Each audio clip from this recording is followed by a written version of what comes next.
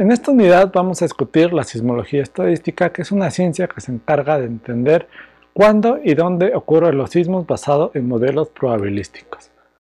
Para empezar vamos a discutir algunos modelos muy simples que son simplemente modelos teóricos. Ninguna región del mundo sigue estos modelos, aunque se cree que algunos casos en específico pudieran seguirlos. El primero de ellos es un modelo que sería completamente predecible. En este caso tenemos que cuando una falla alcanza un cierto valor de esfuerzo, sigma 2, va a romper en un sismo y va a regresar al valor de esfuerzos original hasta que después de transcurrido cierto tiempo se va a recargar hasta alcanzar el valor de sigma 2 y así sucesivamente. Este sería un modelo en el que nosotros podríamos predecir completamente la ocurrencia del próximo sismo.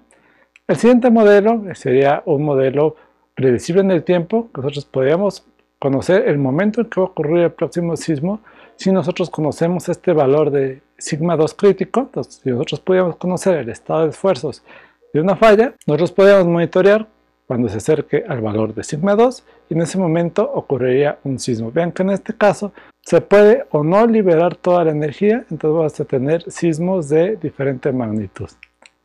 El tercer modelo sería un modelo en el que nosotros podríamos predecir el deslizamiento. En este caso nosotros conocemos cuál es el valor mínimo, entonces tenemos que ocurre un sismo, regresa al valor mínimo y conociendo el instante del tiempo y el esfuerzo en ese momento podemos saber si en ese momento ocurriría un sismo, de qué magnitud sería dicho sismo. Eso, como les repito, son modelos meramente teóricos, aunque posiblemente en algunos casos se puede aplicar alguno de estos modelos teóricos. A continuación vamos a analizar algunos casos particulares que son de interés para la sismología y vamos a definir primero cuál es la diferencia entre un pronóstico o una predicción. Una predicción va a establecer una ventana de tiempo y un lugar donde ocurrirá un sismo con determinada magnitud, a diferencia de un pronóstico en el que se va a establecer una probabilidad en la que va a ocurrir un sismo dentro de una ventana de tiempo con una cierta magnitud. Veamos algunos de los ejemplos más conocidos. Uno de los casos más conocidos en sismología ocurrió en China el 4 de febrero de 1975 en la región de Haicheng. Este sismo es un sismo ampliamente discutido en sismología debido a que fue un sismo que aparentemente fue predecido con anterioridad. Días previos al 4 de febrero de 1975 ocurrieron varios sismos de menor magnitud que alertaron a la población. Además, se observaron cambios en el comportamiento de los animales y también se observaron cambios en los niveles de agua de los pozos y en la química del agua de los manantiales. Les recomiendo revisen el artículo que aparece en sus pantallas y que lo pueden encontrar en el material adjunto donde se hace una revisión histórica de este sismo. Es un artículo muy interesante, se los recomiendo ampliamente. Debido a todos estos fenómenos que se presentaron previamente, las autoridades chinas decidieron evacuar esta región y el día del sismo hubo una tasa relativamente baja considerando la densidad de población de esta zona de 1000 personas. Esto despertó un interés científico a nivel mundial. Sin embargo, tan solo un año después, en 1976, el sismo de Takshan ocurrió sin previo aviso y en este caso lamentablemente perdieron la vida alrededor de 250.000 personas. Otro sismo importante, más reciente, ocurrió el 6 de abril del 2009 en Italia, en la ciudad de L'Aquila, donde ocurrió un sismo de magnitud 6.3 y este sismo, al igual que el sismo de Haicheng, tuvo actividad sísmica previa.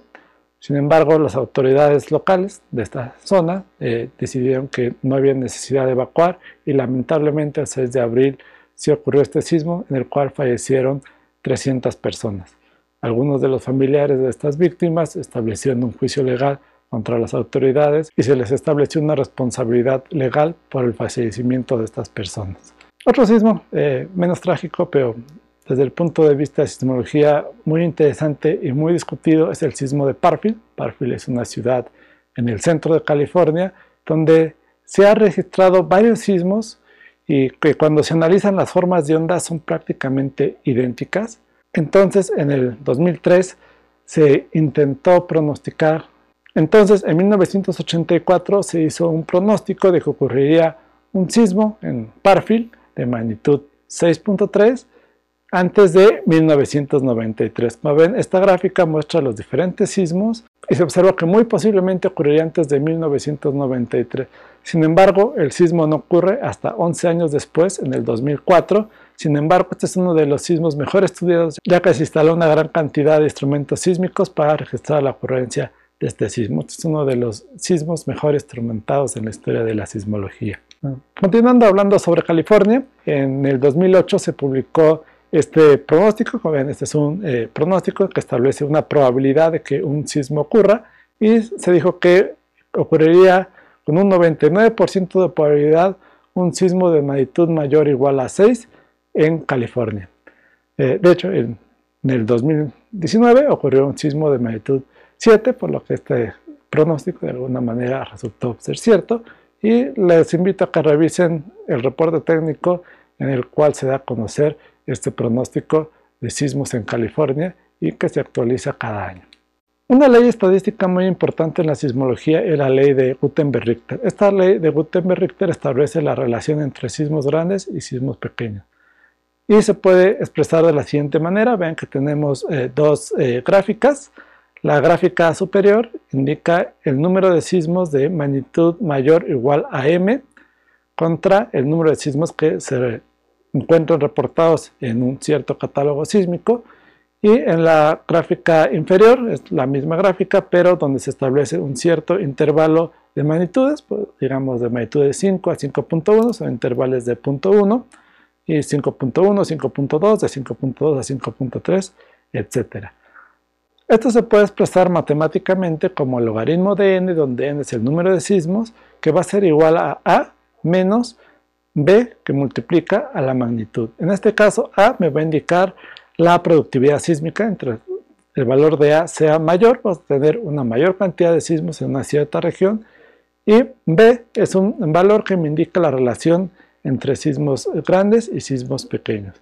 Lo que es interesante a la ley de Gutenberg-Richter es que este valor de B es relativamente general y se observa en cualquier parte del mundo, en cualquier falla, sigue este comportamiento de la ley de Gutenberg-Richter. En los casos en los que B es mayor a 1, vamos a observar que vamos a tener más sismos pequeños que sismos grandes, y en los casos en los que B es menor a 1, vamos a tener más sismos grandes que sismos pequeños. Vean que el comportamiento de los dos observados no sigue la ley de Gutenberg-Richter, tanto para valores de magnitud muy altos como para valores de magnitud muy altos. En el caso de magnitudes altos, esto va a estar limitado por la duración de mi catálogo o del tiempo que yo estoy analizando. Pues si en el tiempo que yo estoy analizando únicamente tuvimos un sismo de magnitud 7, eso va a estar limitado debido a que no tenemos catálogos infinitos.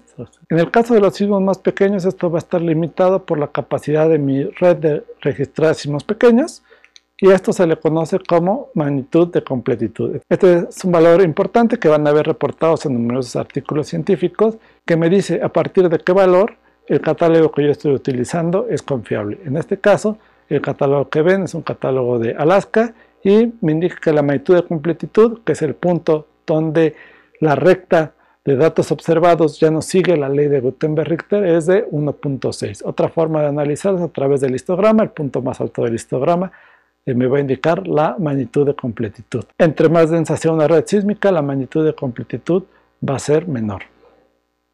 En este mapa podemos ver la variación del valor B en diferentes puntos del estado de California, en los Estados Unidos, donde vemos que los colores rojos indican lugares donde el valor de B es mayor a 1, y colores azules indican lugares en los que el valor de B es menor a 1.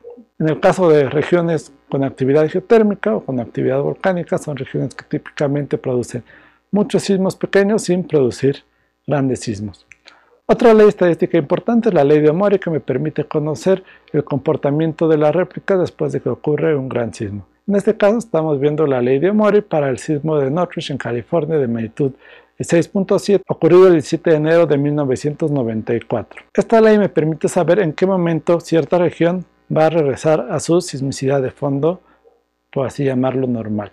Matemáticamente se puede modelar de la siguiente manera, que me dice que el número de sismos en un cierto tiempo t, después del sismo principal, va a ser igual a k, que multiplica al t más c elevado a una cierta potencia menos p. Al igual que la ley de Gutenberg-Richter, el valor exponencial es cercano a 1. Y también me permite saber que estadísticamente se va a esperar que después de que ocurra un sismo de magnitud m, ocurra al menos una réplica de magnitud m-1. Por ejemplo, si ocurrió un sismo de magnitud 7, se espera que al menos exista una réplica de magnitud 6. Todos estos modelos de los que hemos hablado son modelos estadísticos que no consideran ni la física ni la geología del lugar.